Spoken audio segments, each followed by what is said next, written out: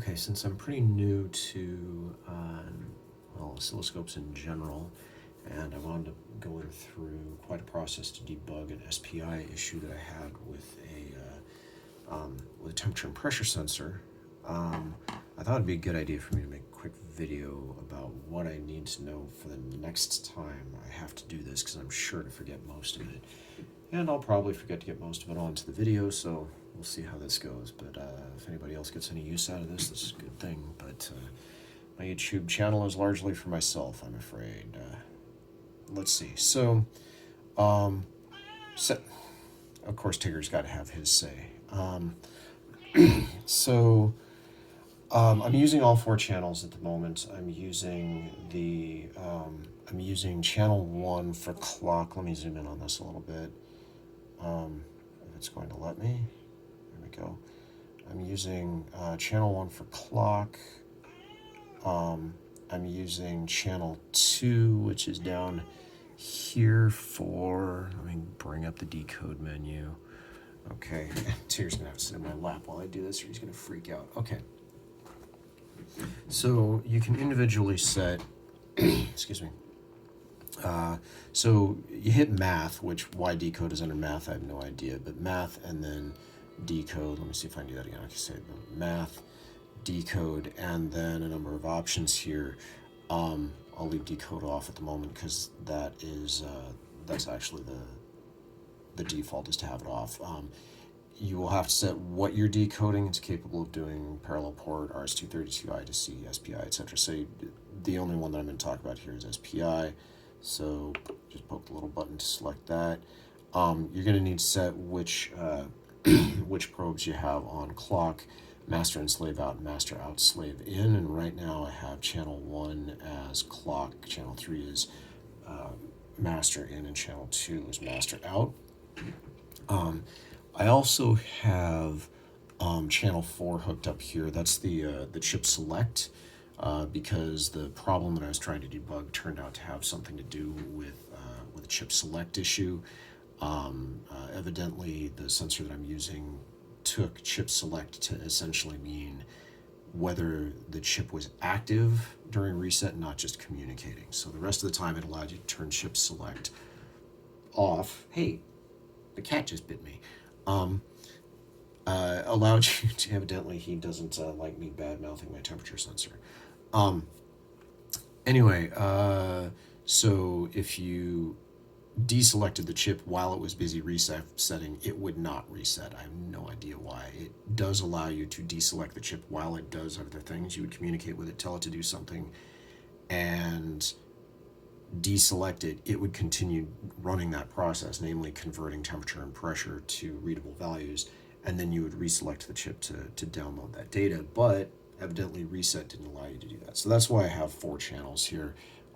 So the chip select is the second channel. Well, it's channel 4, but it's the second from the top. Anyway, so you set up clock, MISO, MOSI. I have no idea what exchange clock and data do. I'm not going to fiddle with it right now, but hit the down arrow to go to the next line in the menu. Most likely, this mode is going to be in timeout when you bring the thing up. Switch it over to CS, which is, I believe, chip select. And what that's going to do is, given the chip select channel, it will only decode when the chip is selected, namely when the chip select channel is low. If you want to change the way that chip select works for your hardware, you can do it right here. You can change it to chip select being asserted high. In my case, it's low, so there's that. Edge, oh yeah, you can basically set which SPI mode you're using, because reads will happen either on the rising or the falling clock edge, and you have to set that. I believe that's what this one is for. Width is how many bits worth of data. Just fiddle with it if you feel the need to. Everything that I'm doing is in 8-bit blocks. I'm getting 24 bits back in responses, but I still want to decode them 8 bits at a time. The bit order is important, of course. This is most significant bit first. I like having the outputs in hex. The first time I did this, I had it set. Let me actually turn it on so this will be a little clearer. So I'm gonna turn decode on now, and what you're gonna see is that in this case, master in slave out is decoding as 0xFE, and master out slave in is decoding as 58.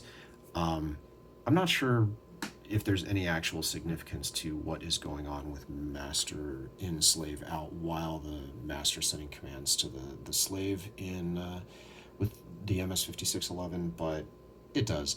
But anyway, if I go back to this format, this confused me because for some reason it was set in ASCII, and dot and X was a little strange.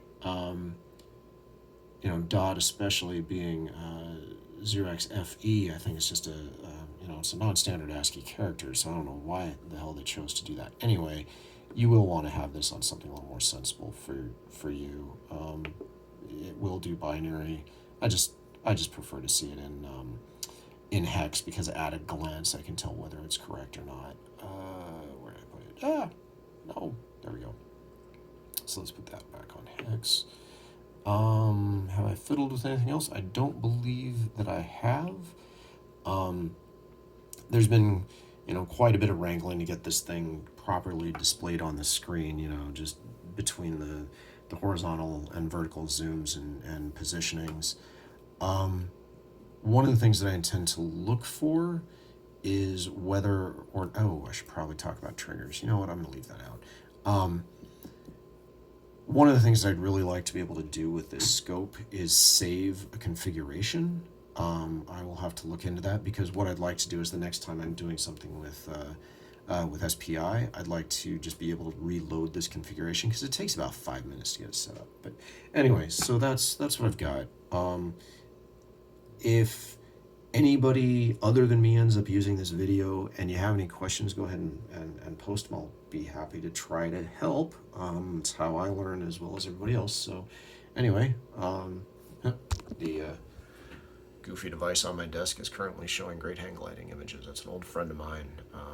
Great pilot. Dearly missed. Anyway, that's it.